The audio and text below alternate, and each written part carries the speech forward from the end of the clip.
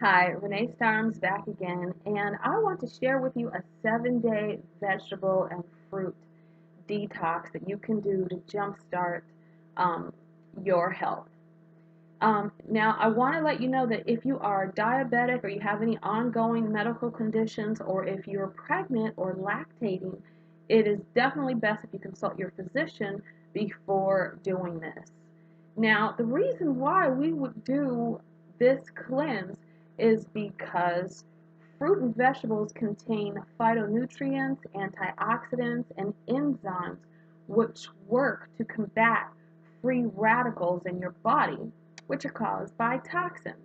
They work to help your digestive system break down foods to get the most nutrients and to cleanse your tract, which will give your GI tract a rest to help repair and rejuvenate it.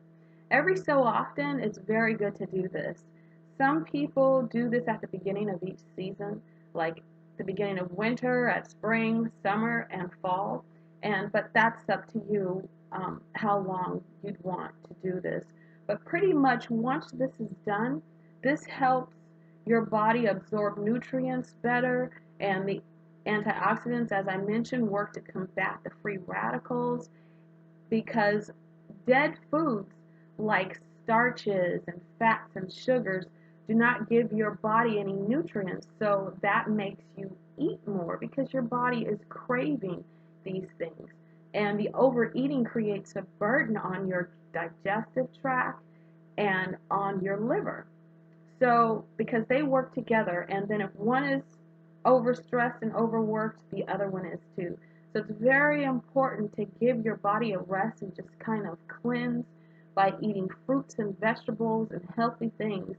Just let your body rejuvenate and repair itself because of the onslaught that's continuously coming against it just on a regular, everyday basis. Because if you don't allow this to happen, an overstressed liver cannot fully metabolize fat, which we discussed metabolizing in the previous video, and that will lead to vitamin deficiencies and poor digestion. And your colon is designed to eliminate toxins and bodily waste, but if you're not getting enough fiber, your colon can be strained and the residue and the waste can be left behind and actually stay in your system much longer than it should and create decay and pretty much remain there, and that's not very good for your health. So an overworked colon that has a lot of toxins and bile sitting around too long, actually the toxins and bile will be reabsorbed back into your liver and it'll have to be refiltered. So that just puts too much work on your GI tract, and it just ends up stressing your body, and that's where a lot of people come into problems with diseases. So, to get started, and I'm just going to briefly share with you some of the things about this 7-day detox diet. Now, there are 42 acceptable vegetables, carrots are one of them, that you can eat as part of your detox. So there's many great vegetables out there. It's up to you, but use common sense with it. But you can either saute or steam them and or put them in a vegetable broth and boil them or grill them. And of course, you can season to your palate, and don't be afraid to use like herbs and apple cider vinegar, low sodium soy sauce, mustard, and other natural flavors. But just don't add, too much salt and sugar. You just shouldn't really add any of that. You should really try to keep things on a natural basis while you go through this cleanse over these next 7 days.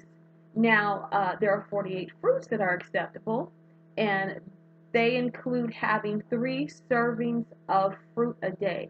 Now, you can eat as many vegetables as you like, but with the fruit, you want to minimize it to just a maximum of 3 servings a day. And by a serving, I mean like a medium-sized apple, half a grapefruit, or like 2 tablespoons of raisins. And the reason why you want to do this is because your body breaks down fructose in the liver and it is stored as glycogen.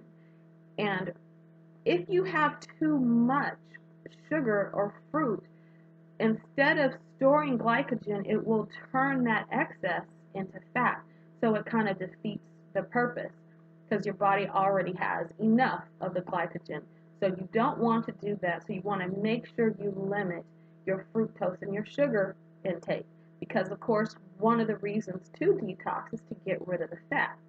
Now, you should not eat any oils, dairy, or mayonnaise during this time. And try to have no coffee, no alcohol, no sugar, soda, artificial sweeteners, junk food, or caffeine beverages, because these are the things that you want to remove from your body. And continue taking your multivitamin if you're currently taking one, but don't add any additional. And try not to engage in any strenuous activity or exercise during this week because for the first few days you're going to feel a little sluggish or fatigued anyway because your body will be cleaning itself with the plant compounds that you are consuming, and so you're going to feel a little bit tired. But if you are used to eating caffeine and junk food, you may also experience withdrawal symptoms like headache, a little nausea, fatigue, and irritability. But after a few days, that will pass. So you want to start each morning with half of a lemon and warm water. You want to drink that because it's a natural diuretic and it's a detoxifier for your gallbladder. And it will also help with GI discomfort and your cravings. It'll kind of curb your appetite. And once you're up to it, a little walking, house cleaning, reading a book, anything to get your mind off of eating or junk food would be great for you to do. Um, and another really important thing, if you can, try to stay away from the protein, which is the meat. But if you find yourself absolutely having to eat meat, then you want to have no more than 3 ounces of protein for either lunch or dinner in a day. Only 3 ounces for the day. And that could be either fresh canned or packed tuna that's packed in water, and, or like a salmon or orange roughy or any other white fish. Also, you can have turkey or chicken but without the skin. And you'll want to, you could have tofu and some soy milk, but you'll want to stay away from yogurt and cow's milk because you don't want to have any dairy during this process. So it's a pretty straightforward, simple diet to try, but you should go ahead and give it a try and see how long you can last. And make sure you're prepared to do it, mentally, and go out and get all of your ingredients, your different vegetables and things that you'll need to eat.